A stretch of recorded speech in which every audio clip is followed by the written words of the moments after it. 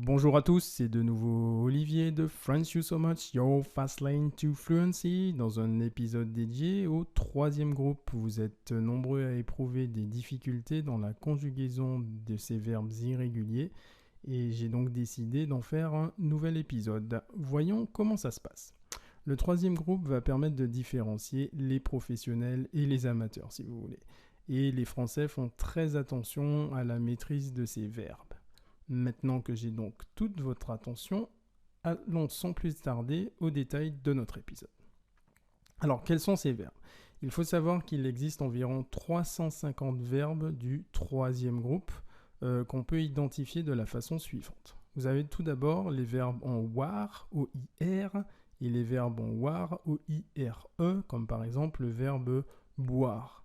Notez bien sûr que la boisson qui s'affiche à l'écran est une boisson non alcoolisée, donc à consommer sans modération. Vous avez également les verbes en dre, comme le verbe mordre.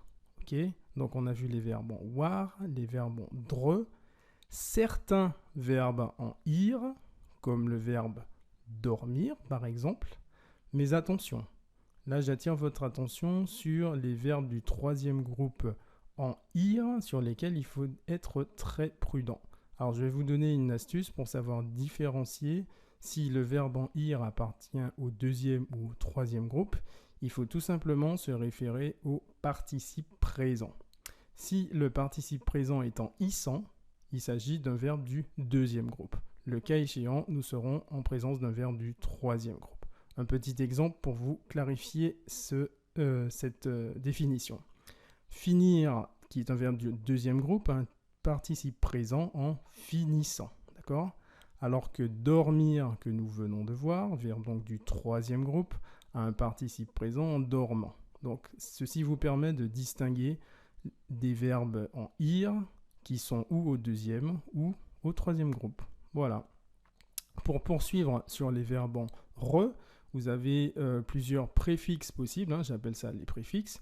Ça peut être des verbes en oudre, comme donc coudre, moudre, en oindre, comme joindre ou oindre, ou des verbes en tre, comme mettre, connaître ou transmettre, qui sont des verbes très fréquemment utilisés. Ensuite va venir une exception notoire, qui est le verbe aller, n'oubliez pas, qui se termine en er, donc qui ressemble à parler, marcher, ou même étudier par exemple, mais qui est un verbe irrégulier. Aller donne je vais. Donc ça ne s'invente pas. Donc, pour résumer et pour synthétiser, donc les verbes du troisième groupe ont des terminaisons en war, OIR, OIRE. C'est parfois certains verbes en ir, vous savez maintenant les distinguer. D'une manière générale, les verbes en re, auxquels on va rajouter donc le verbe aller. Alors, bon, tout simplement, vous n'avez pas d'échappatoire. It's like that and that's the way it is. Okay? Si vous connaissez Run DMC, c'est comme ça, il va falloir s'adapter et malgré tout chanter sur ces verbes irréguliers. Alors maintenant, on va voir comment les conjuguer. Comme j'expliquais précédemment, vous avez environ 350 verbes irréguliers. C'est délicat de tous les retenir. Moi, j'ai une méthode qui s'appelle la segmentation. C'est-à-dire que vous allez catégoriser et classer pour retenir uniquement une dizaine de verbes que j'ai pu identifier pour vous.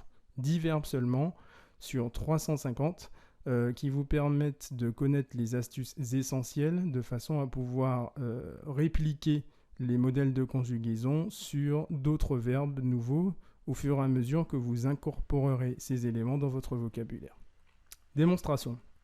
Le verbe aller qu'on vient de voir, c'est un verbe essentiel à la conjugaison pour le troisième groupe. Vous avez les verbes tenir et venir, pour lesquels il faudra faire attention à l'usage de l'auxiliaire dans les temps composés. Par exemple, j'ai tenu avec l'auxiliaire avoir et je suis venu avec l'auxiliaire être. Le verbe partir, qui se conjuguera comme sentir, mentir et sortir.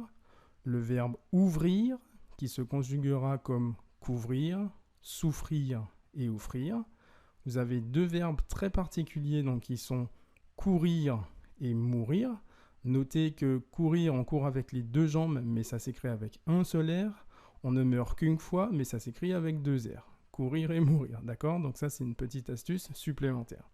Le verbe voir, donc avec ces composés, entrevoir et prévoir. Vous noterez au futur la distinction fondamentale entre je verrai et je prévoirai. Donc ça, quand vous étudierez ces verbes, donc pour le futur, ça sera aussi valable au conditionnel. Il faudra bien faire attention à la distinction entre prévoir et voir à ces temps spécifiques. Je verrai et je prévoirai au futur, qui donneront respectivement au conditionnel, je verrai et je prévoirai. Retenez bien ça. Ensuite, je vous propose les verbes entendre et vendre qui sont relativement proches. Le verbe prendre, ok, et enfin le verbe conduire pour que vous n'oubliez pas que les verbes en ouïr sont également constituants du troisième groupe.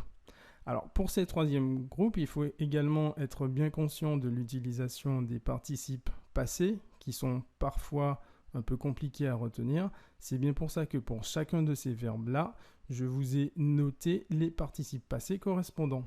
Aller, tenu, venu, parti, ouvert, couru, mort, vu,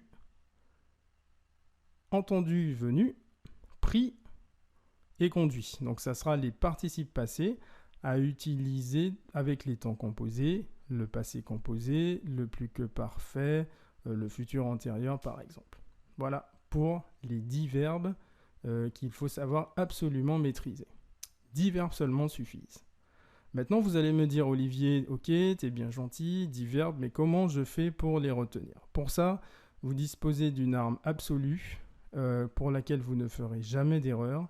Il s'agit du Becherel. C'est une arme utilisée par tous les Français à un moment ou à un autre de leur éducation.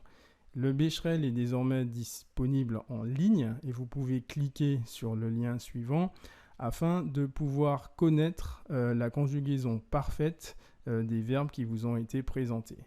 Et dans ces cas d'espèce, vous ne ferez aucune faute et vous aurez 100% de résultats corrects pour la conjugaison de ces verbes qui vous ont été présentés sur une masse qui représente à peu près 2,8% de l'ensemble des 350 verbes irréguliers, puisque 10 350e, c'est environ 2,8%.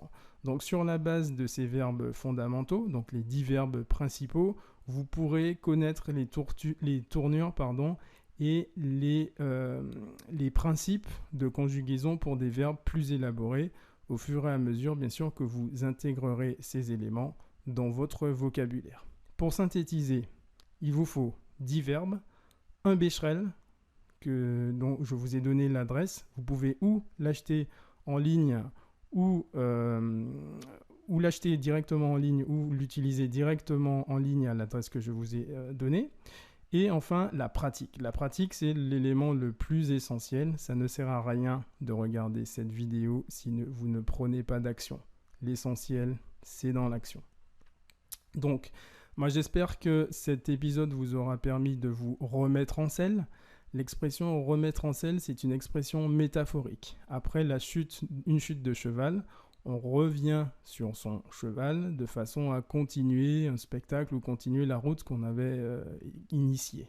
Eh bien, se remettre en selle, c'est après un échec, recommencer une action qu'on avait lancée. Donc j'espère sincèrement que cet épisode vous a donné les astuces et la marche à suivre pour vous permettre de parler de manière convaincante et convaincue lorsque vous utilisez les verbes du troisième groupe. Je vais vous laisser sur cette citation de Bruce Lee. Ne crains pas l'échec, ce n'est pas l'échec, mais le manque d'ambition qui est un crime. Voilà. Maintenant, il s'agit pour vous de prendre les actions. Encore une fois, regarder la vidéo ne servira à rien si vous ne faites rien derrière. Et la mission de French You So Much, ce n'est pas de la décoration, c'est pour vous porter vers l'action. N'oubliez pas, l'action, c'est le premier pas vers la victoire. Voilà, merci. Il ne vous reste plus et il ne te reste plus qu'à nous rejoindre sur FrenchYouSoMuch.com, Your Fast Lane to Fluency, ou comment apprendre à parler français couramment, rapidement et surtout correctement. N'oublie pas, French You So Much, Your Fast Lane to Fluency. Alors pour ceci, il te suffit ou de souscrire ou de t'enregistrer à notre newsletter en allant directement sur le site. D'autres astuces suivront bien entendu Donc maintenant, c'est à toi de jouer. Voilà, merci. C'était Olivier de French You So Much, your fast lane to fluency. À très bientôt et merci encore à vous. Merci encore à toi.